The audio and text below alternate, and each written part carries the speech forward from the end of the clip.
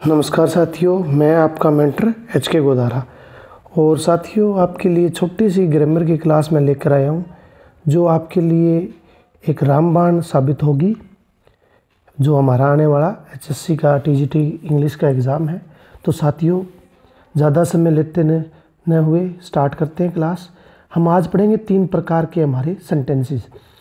We will study 3 kind of sentences. और first sentence is simple sentence, second is compound and third is a complex sentence. यानी कि 3 प्रकार के वाक्य पढ़ेंगे जिसमें साधारण वाक्य, मिश्रित वाक्य और जटिल वाक्य के बारे में हम जानेंगे जो हमारे एग्ज़ाम में आने वाले हैं। तो लगभग 1 या 2% तो हमारे यहीं से बन जाते हैं। और बीइंग ए टीचर आपको इसकी नॉलेज भी होना चाहिए। तो सिंपल सेंटेंस के बारे में जानते हैं। तो साथियों, सिंपल सेंटेंस क्या होता है? सबसे पहले सेंटेंस के बारे में जान लेते हैं कि सेंटेंस क्या होता है। एक group of words which has a meaning. यानी कि एक वाक्य क्या होता है, एक सेंटेंस क्या होता है? एक ग्रुप ऑफ वर्ड्स होता है जिसका कोई ना कोई अर्थ होता है और उसी को हम वाक्य मानते हैं जिसके अंदर एक सब्जेक्ट होता है और एक प्रेडिकेट होता है। हम बार बार नरेशन करते हैं, वॉइस करते हैं, तो हम बार बार सब्जेक्ट एंड प्रेडिकेट का यूज़ करते हैं। तो हमें पता होना चाहिए कि जिसके बारे में कहते हैं, यानी कि जो करता होता है वो तो सब्जेक्ट होता है और जिसके बारे में जो बात कही जाती है वो क्या होता है?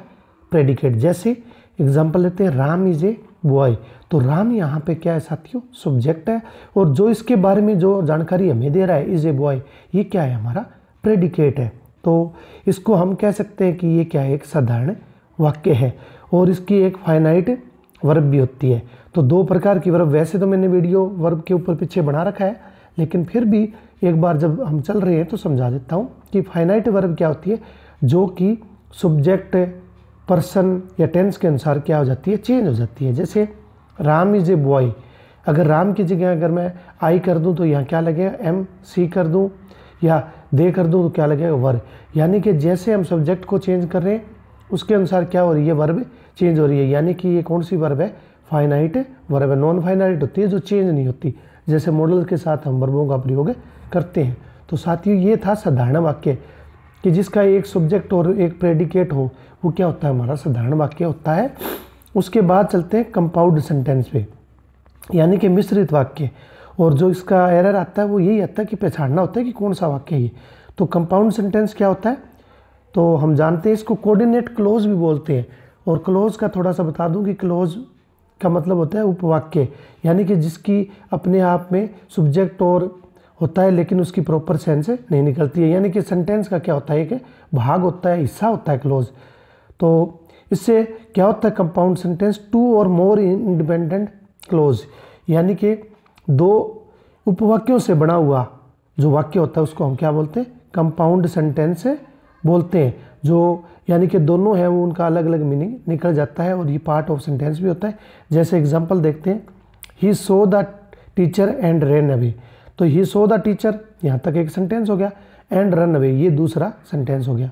तो ही सब्जेक्ट है, बाकी ये हमारा प्रेडिकेट है और ये भी प्रेडिकेट है, लेकिन इसका सब्जेक्ट क्या है? ही है। तो हमारा पहला तो क्लोज ये हो गया, सो द टीचर, रन अवे, ये दोनों क्या हो गए? 2 क्लोज हो गए। यानी कि ये हमारा क्या है? कंपाउंड सेंटेंस है। इसको जानने की आपको ट्रिक बता देता हूँ। देखो, हर चीज़ आपको ट्रिक से याद करना ज़रूरी है, क्योंकि इतना समय नहीं होता कि हम इसको जानकारी इतनी लें, लेकिन ट्रिक में याद है तो हम उससे इजीली उसको पहचान लेंगे, आइडेंटिफाई कर लेंगे। जैसे यहाँ वर्ड लिखा फैन बॉयज़, यानी कि फैन बॉयज़ क्या होती है? हमारी प्रेपोजिशन होती है या कंजक्शन होते हैं जिनसे ये वाक्य जुड़ा होता है। जैसे F stand for four. F का मतलब है फोर, A का मतलब है एंड, N का मतलब है नोर, और B का मतलब है बट, O का मतलब है और, Y का मतलब है यट, S का मतलब है सो। यानी कि जब भी ये कंजक्शन होंगे, जब भी इनसे कोई वाक्य जोड़ा जाएगा तो हमेशा वो कौन सा सेंटेंस होगा साथियों? कंपाउंड सेंटेंस होगा। जैसे इसको पहचानना है कि सिंपल है, मिश्रित है, सिंपल है, कंपाउंड है या कॉम्प्लेक्स है। तो he saw the teacher and ran away, जैसे ही हमने एंड देखा, जैसे ही हम यहाँ एंड देखते हैं क्लियर हो जाता है कि फैन बॉय से कनेक्टेड है। तो ये कौन सा टेंस है? हमारा कंपाउंड।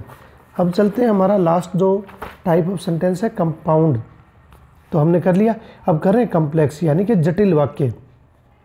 तो जैसे वो उसमें 2 क्लोज होते थे इंडिपेंडेंट, इसके अंदर एक तो मेन क्लोज होगा जो इंडिपेंडेंट है, दूसरा सबऑर्डिनेट होगा जो कि उस पर डिपेंड करेगा, यानी कि दोनों में उसके अलग अलग सेंटेंसेस थे जो अपने आप में स्वतंत्र थे, इंडिपेंडेंट थे।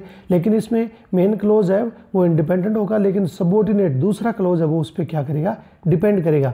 और जो फैन वॉइस को छोड़कर जो अन्य कंजक्शन होते हैं जैसे where, when, why, yet, though, whenever, whatever, soever, although, तो ये सब क्या होते हैं, कॉम्प्लेक्स सेंटेंसन के कंजक्शन होते हैं। जैसे he will pass if he works hard, जैसे यहाँ पे फैन वॉइस से नहीं जुड़ा हुआ तो इफ़ लगा हुआ है, तो इफ़ हमारा कौन सा होता है, कॉम्प्लेक्स सेंटेंस का कंजक्शन होता है। तो जैसे ही विल पास, ये क्या है, मेन क्लोज है, क्योंकि यहाँ हम फुल स्टॉप लगा सकते हैं, हमारा वाक्य पूरा हो गया। लेकिन इफ़ ही वर्क्स हार्ड, अगर इस वाक्य को ले, इफ़ ही वर्क्स हार्ड यहाँ तक वाक्य को ले तो हमें पता नहीं लग रहा, प्रॉपर सेंस नहीं दे रहा। इट मीन्स ये कौन सा क्लोज है हमारा, डिपेंडेंट क्लोज है या कोऑर्डिनेट क्लोज है, यानी कि ये इसके ऊपर डिपेंड करता है। इट मीन्स ये कौन सा सेंटेंस है हमारा, कॉम्प्लेक्स। और दूसरा पहचान करने का एक साधारण सा तरीका है, हम बार बार जिक्र कर रहे हैं, if two sentences are not linked with fanboys it means it's a complex sentence, यानी कि जब भी कोई वाक्य फैन वॉइस से नहीं जुड़ा होगा, जो इन कंजक्शन से नहीं जुड़ा होगा, जैसे फॉर, एंड है, नाइदर है, वो, बट है, और है, यट है या सो से, इनसे जब कोई वाक्य जुड़ा नहीं होता है, इट मीन्स हमें एक पल भी सोचने की ज़रूरत नहीं है वो कौन सा सेंटेंस होता है, कॉम्प्लेक्स सेंटेंस होता है।